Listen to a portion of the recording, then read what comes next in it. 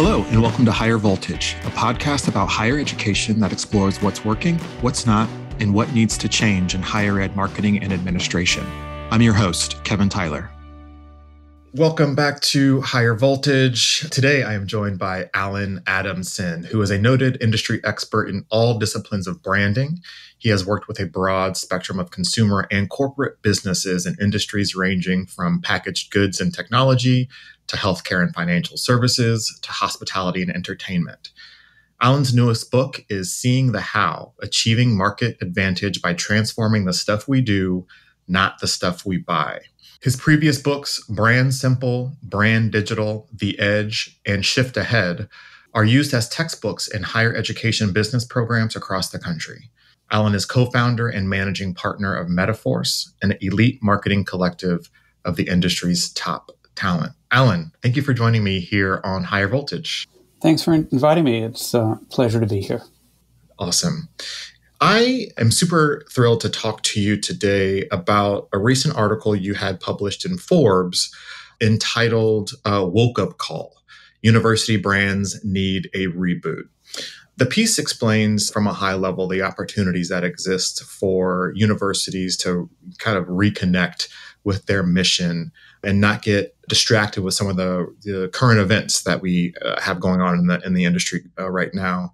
And I found it to be intriguing alongside a couple of other articles that have been recently published about essentially the problem with university or higher ed brands.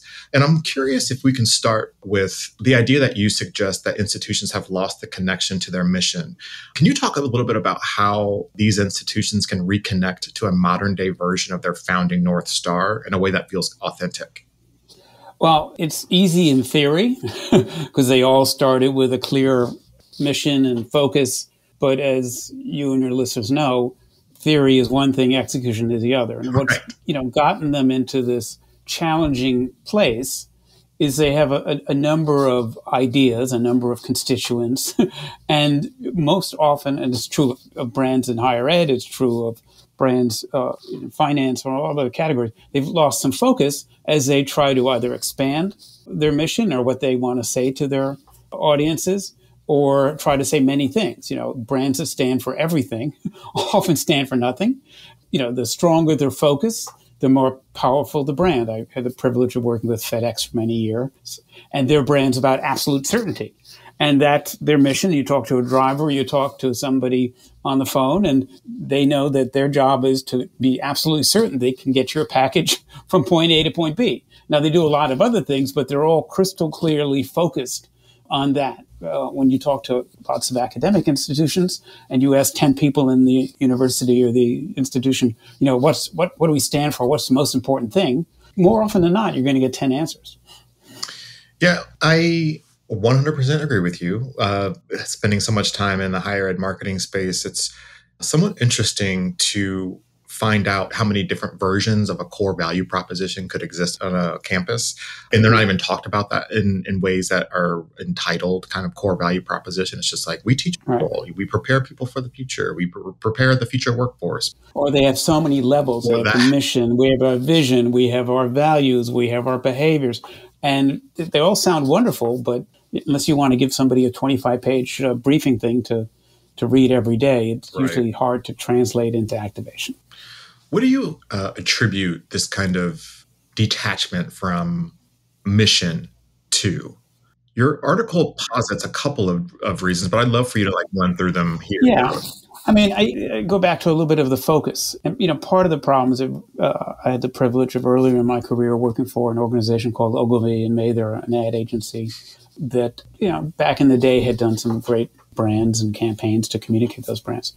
And its founder, David Ogilvy, had a saying, a quote he would do.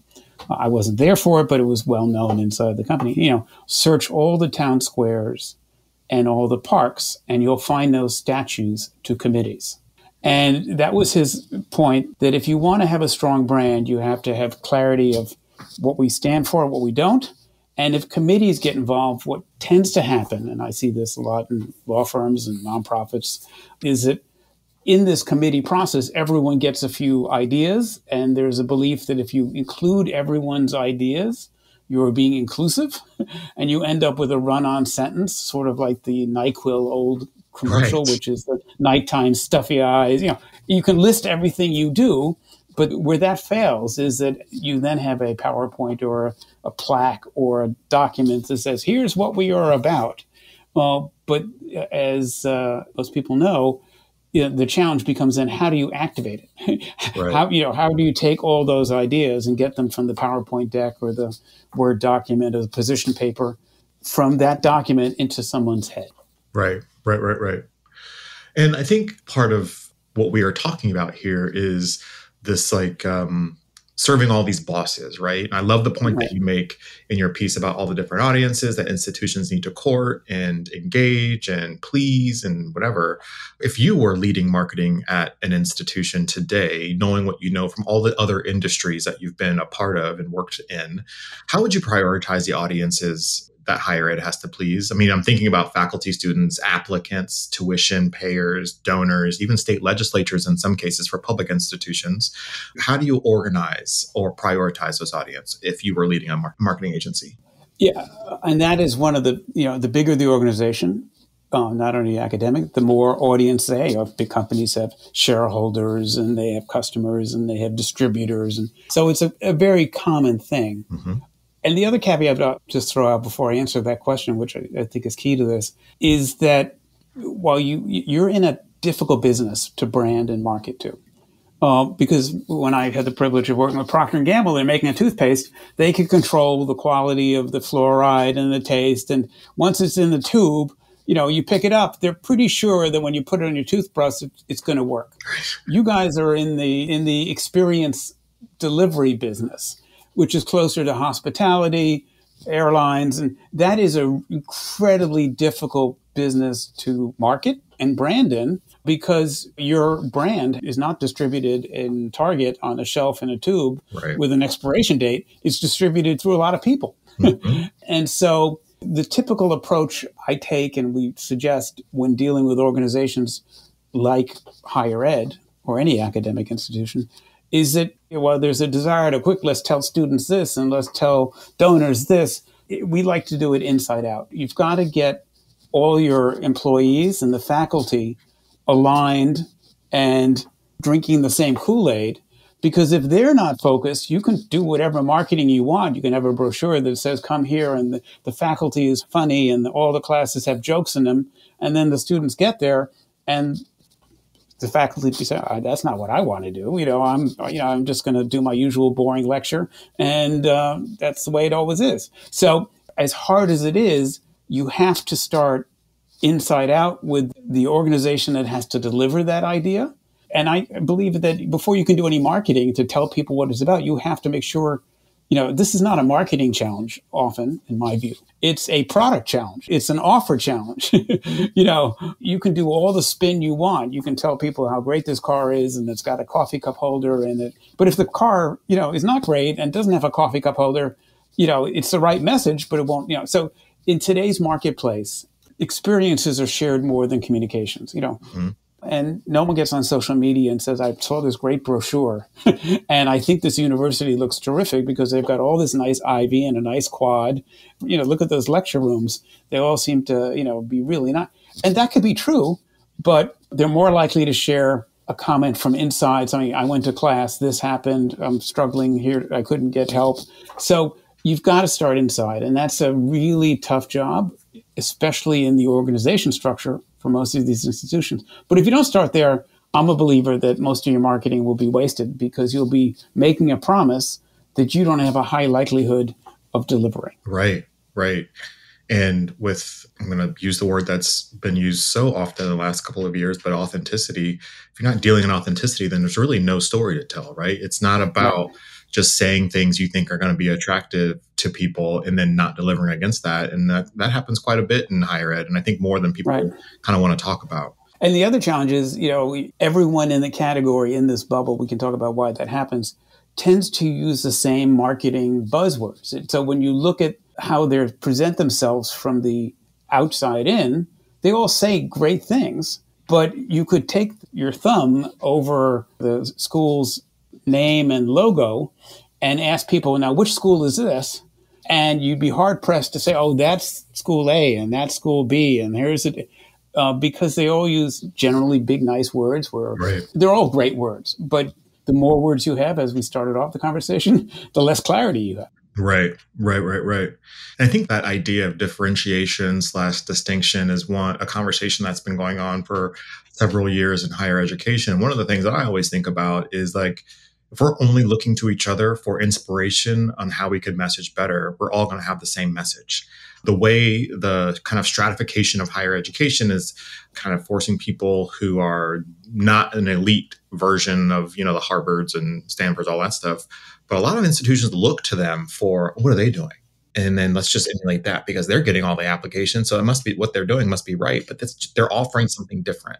And so if we're not leaning into what we offer, what makes us different, what makes us distinct, and instead are looking for the trendiest thing, then we are not being honest with ourselves about what we're trying to do and how we're doing it. Yeah. One of the things that I found helpful in other industries is often people tackle marketing and brand as a linear process. You go do some research, you ask people, what do you want in the university?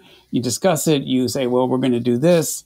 You then have a strategy, and then you communicate it, and then you hope people see it, understand it, remember it, and believe it. Unfortunately, today, that's a challenge because where the process falls down is in the handoff. Mm-hmm. By the time it gets to execution, it's wobbly, it's not that clear, and or it's very similar. So what I try to do, and what I think works better, is say, no matter what marketing or brand story you want to deliver, you need to concurrently say, if we want to stand for the most enjoyable educational experience, I'm just making that up, then you have to develop a touch point or a signature proof point that will pay that off. Mm-hmm. So before you even say that, if we choose to have the most humorous education, then we need Jimmy Kimmel to be a guest speaker once a quarter.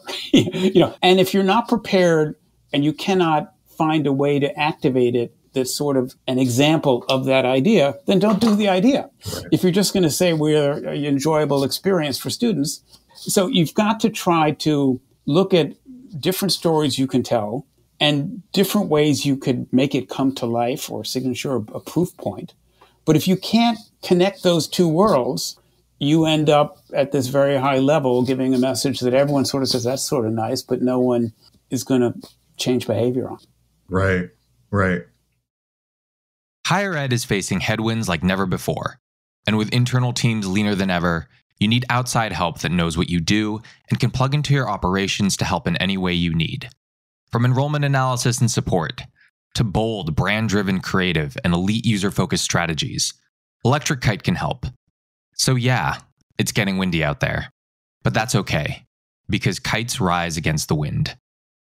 Visit electrickite.com to learn more. I thought your article was an intriguing read, starting with the title, which obviously, again, is called Woke Up Call, University Brands Need a Reboot. And obviously woke up, woke being a play on words on wake, and woke being kind of commandeered by a group of people who are, talking about DEI and all these specific areas, especially in education. And what I got from what you wrote there in that piece is all of the distractions that exist for brands in higher ed and what they're chasing, right? We have to say something here. We have to say something here. We have to say something here, but then not tying whatever it is they're saying about the current trend, the current issue back to their mission. And I'm curious if you can talk a bit about what that does or what that means for an industry that's trying to survive all these kind of issues that it's in front of it in your piece. Well, I think we all know the reasons that happens. And this is true for many companies and brands and products well beyond academia, there's a check the box mentality. While we're doing social media, we've got our own, social media page, and we're doing Twitter, and we're doing, and there's a belief if you're doing everything and checking all the boxes, and we're saying we're for this, and we're offering healthy food in the dorm. And, we're not stressing students because, we allow puppies on campus before. Right. And so there's a belief that I've done everything. I've followed the 10-step plan. But if you check the box, and the problem is if you do everything, you will do them averagely. Right. And, to succeed in, this is still a word of mouth business, quite a bit. and no one shares average. So, if you're doing 10 things and doing them averagely, you are invisible. Right. You're better off saying, what are the 2 things or 1 thing we're going to do that we can pay off, as I said before? But at least you have a better shot if you say, we're going to really be great on TikTok. And that's also crazy because you don't want to pick the medium, but whatever but then you should put all your chips on that number and be phenomenal there. Don't just say, well, we're going to be on TikTok, so I'm taking my iPhone out to the quad and I'm going to interview 3 students about what life is like on campus.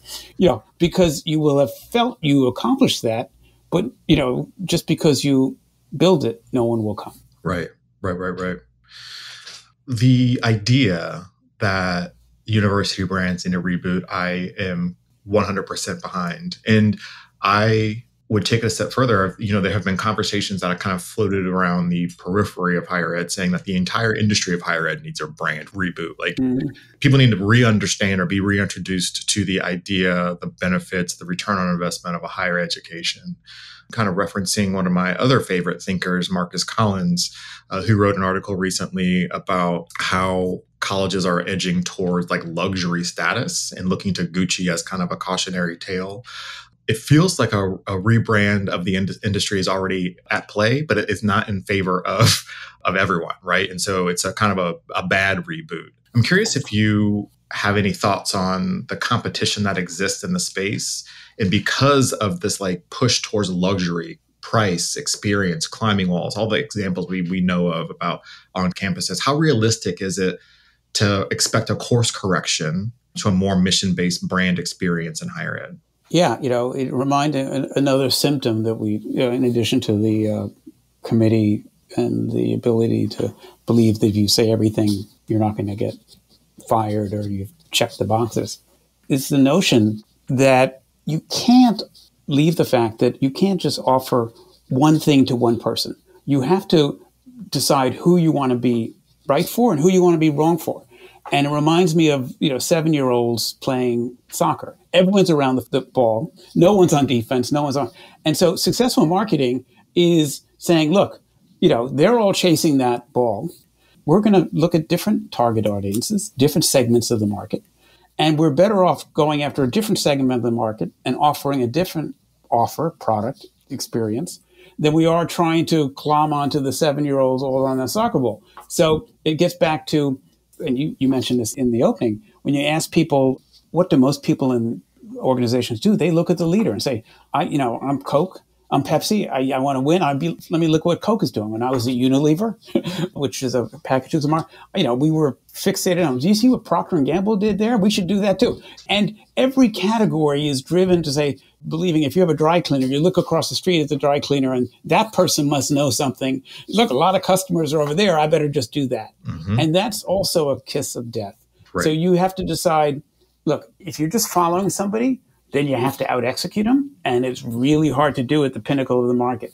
You're better off saying, I want to go for this psychographic group. I'm going to make my message right for them. I'm going to talk in their language. And I'd rather win 30% of that group than 1.1% of the other group. Right. And, the tendency is always to say, well, they're winning. Their sales are up. Let's do what Coke does. Let's do what Procter & Gamble does. And, that might work if you have a better mousetrap. Right. But most of the time you will finish number 2 or 3 or 4. And if you have the same story, number 2 or 3, 4, it doesn't work. So right. I do think there is a follow the leader thing.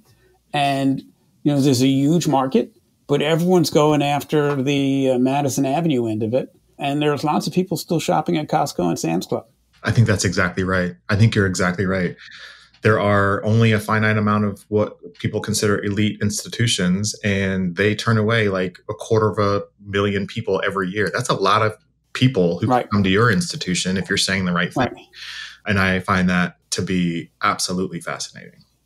And, the other challenges that your conversation reminds me of is that the trick is that everyone has roughly a similar mission to provide a high quality, engaging education. The trick is if you just use those words, that's not enough. You've got to be more specific because success is about precision. And then, as I said earlier, you got to say, all right, if we're going to be this flavor of that quality, what's our proof point. I had the privilege of, for a previous book, of interviewing the former president of NYU about 5-6 years ago, John Sexton. Mm-hmm. And he shared, which is a pretty well-known story in the business, the story of how he turned around NYU over a 15-year period. And it comes down to a couple of things. One, he had a very precise idea that was single-minded and simple, that you could tell somebody once, and you didn't need to read vision, mission, values, culture, behavior. His idea was in and of the city, which was other universities build, walls around the little quad.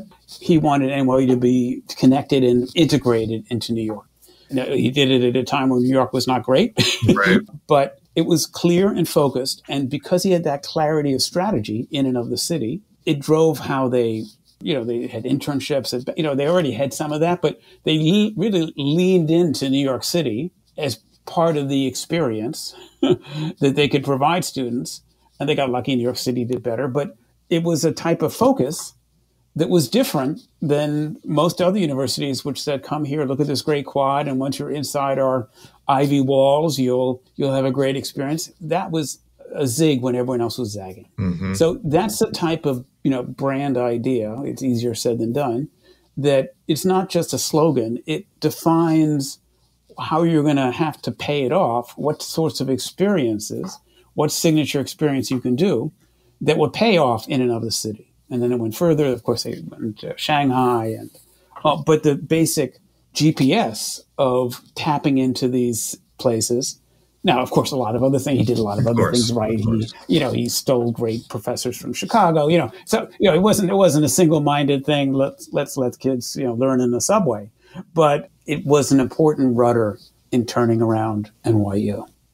I think the examples like that are super compelling to me. I want to revisit something you mentioned a couple of minutes ago about, going after a psychographic and speaking in ways that are accessible to the groups that you're going after. And I think that higher ed has a distinct inability to do that, because I think that there is a value placed on academic speak that means that you are a more high quality institution where you could be just talking about normal things in a normal way and still attract loads and loads of people because they connect with the way that you're communicating. And I just want to ask you about just your personal opinion on what it is that gets in the way of higher ed speaking in the ways that the masses do. Well, I think the people generating the message are, it's a classic out of touch with their customer. And it happens across a lot of categories. You read one report that 62% of our, this, and everyone says, well, we know who our target is. We spent time. We did some research. We know, but getting your hands dirty and observing. When we work with clients, they often say we're customer centric and we've done this study. And I ask them, well, when's the last time you went to a supermarket and stood in the aisle and talked to somebody? Well, we don't need to do that, because I said, well, you might find it interesting, because you'll not only learn that part of that is true, what you have, but how to talk about it, how to flavor it, how to communicate with your audience in a much more authentic and realistic way, because you are, I hate to use this, you're in an ivory tower talking out to yourself. You're in a bubble. Yeah. When we look at categories that get disrupted, as you know, rarely when I worked with Procter & Gamble, Gillette did not get disrupted by Schick. They were in the chicken and egg game. They were getting, 3 blades, 4 blades. They got disrupted by somebody who came in from the outside and said, I don't know anything about razor blades, but I know I don't want to remember to go buy them. And I know it's a hassle when I'm at a drugstore. I have to wait for somebody else. So let me just mail them. And I bet you I can get a razor blade for $1. And that's appealing to me. And it, turned the industry on its head. Yeah. So people are in the bubble of only seeing their competitors. This is the way it's always been. This is the way we've done things. And getting fresh eyes in the category. Usually after they get disrupted, they wake up and need fresh eyes. But even sometimes they say, no, we're going to double down and do exactly what we did 3 years ago. It's very tricky. But forcing yourself to have fresh eyes, because things are changing fast, and not buying we know our prospects or our prospective students really well. If you're 80% right, it doesn't resonate. For you to say, I want that education experience, or I want that, go to that hotel, or I want to fly that airline, it has to be exactly right. It can't just be, well, we have 3 engines and, most of the time we land at an airport safely. That's exactly right. That's exactly right. It's hard being a college or university president. Higher education leaders face tough choices, and the best path forward isn't always clear. Neither is how to communicate about the choices that an institution has to make. Trusted Voices explores the complex intersection of leadership and communication. Each episode, hosts Teresa Valerio Parrott and Aaron Hennessy chat with university presidents, industry thought leaders, and each other about the latest news in the industry and the challenges and opportunities facing those in the most visible roles in higher ed. Season 2 of Trusted Voices kicked off with Rice University President Reginald DeRoche joining Teresa and Aaron to discuss the importance of openness and how to embrace politics at one of the most prestigious universities in the country. And more great guests and critical conversations lie in store. Listen to Trusted Voices on the Volt Podcast Network, wherever you get your podcasts. In the piece in Forbes that led us to this conversation together, you close it with a question: what's the fix for universities? I'm curious what you think are some steps you would recommend to higher education institutions looking to right their brand ship when it comes to reconnecting with mission and rebooting their brand. I think everyone has their own process, and you shouldn't, while many processes work, I think the biggest challenge is they need to get fresh eyes. They need to look out of their bubble, the education category, and try to bring some learning. How did BP turn around? How did FedEx turn around? What went wrong with Nike?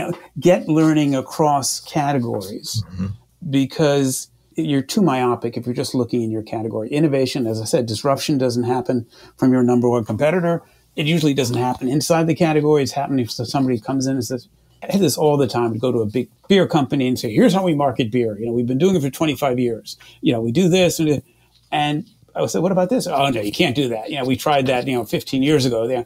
But there is such a learned approach that I think you have to short circuit that and try something different than, part of it is when I go to a law firm who wants branding, and there are 5 other law firm branding experts, and all they've done, you look at their website, I did this law firm, I did that law firm. If you're going to a partner that's only done package delivery, you're not going to win in the package delivery category. Right. Exactly. I could not agree with you more. My last question is a question I ask to every guest who joins me in this conversations. I'm curious, especially with all the experience you have outside of higher ed, what do you think higher ed will look like in 5 or 10 years? It's critically important to this country. It's competitively, how many foreign students come here for the best education world. It's a competitive advantage we've had for years, and we can't lose it, because ultimately our future is dependent on talent, in the organizations, in the country, and the country with the best talent does the best. But so many things have changed that if we just continue to do it the way we've always done, we will, over time, become your father's Oldsmobile. We will it used to be good. We used to drive cars like that. I'm hoping that people will take a fresh eye to the issue and not just focus on, we need a better sales thing. This is not a top spin marketing problem. This is a look at your offer. How do we make it better? And, there's tons of stuff Right. in a really brutal category. Right. And what can we actually execute? And if you try to make it better we have the best physical education teachers and the best biologists and the best, neuroscience, it's unlikely. You take some lessons from medical institutions. If you have a skiing accident, you want to go to one type of hospital. And if you have another issue. So, to some extent, you can't be everything to everybody. Right. Pick a few swim lanes, be great at it, and press your organization to look inside and say, how do we make this better? Right. And what can we do well? What's our natural strengths? And how do we align with it? Because oftentimes you have people who say, we should do what that other institution does. But we don't have the same, it's like me saying, I want to be a great basketball player. But at 5'8", I could practice shooting from the foul line all I want. It's not going to happen. Right. Right. I think that is critical thinking right there, is what you just said. I could not agree with you more. I'm thinking about all the articles I've read recently as yesterday. There's an article about, Gen Z. I'm using that in quotes because I'm not sure I really believe in grouping age groups together. Anyway, Gen Z has leaned into the trades, vocational jobs far more than in the past. And part of it is due to price of a college education, but also this like mistrust or distrust of the higher education system. And I think that higher ed has enjoyed a position of relative greatness for so long about like, we deliver education, we deliver knowledge. We are the people who power our country. We build, economies with talent and intellect and all of these things.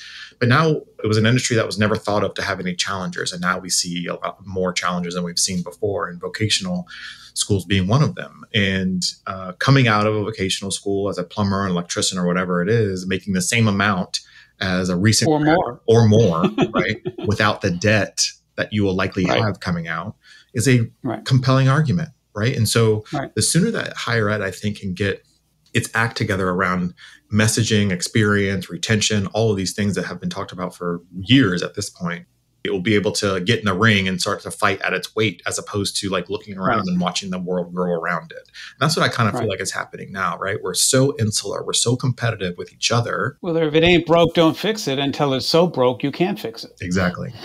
Exactly. And so, part of the challenge is you have to start soon enough that you can iterate a few times, because figuring out what to do is hard, but figuring out how to do it great is even harder. Right. So once you decide you want to do something, getting the execution right is going to take a couple of iterations. And if you wait too long, if by the time you wait, the power company's turning off the electricity to the buildings, you don't have the runway to take the plane off anymore. You'll have fewer iterations to entertain. Right. I mean, there'll be not be enough time. And that's what we see in innovation across. The company that thinks of the idea first doesn't always win, but they need to think of it sooner, realize that they need to shift their business before the best talent is left, before they have no time to do anything, before they have no money to experiment or develop it, and before people inside have said, I don't believe these guys can do it. It's everything I read about them, they're bats flying in the classroom, and I don't think they can solve that problem.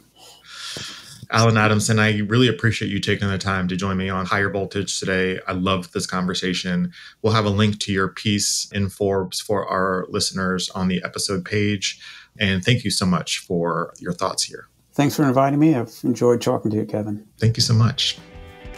That's it for this week's episode of Higher Voltage. We'll be back soon with a new episode. And until then, you can find us on Twitter @VoltHigherEd. And you can find me, Kevin Tyler, on Twitter @KevinCTyler2.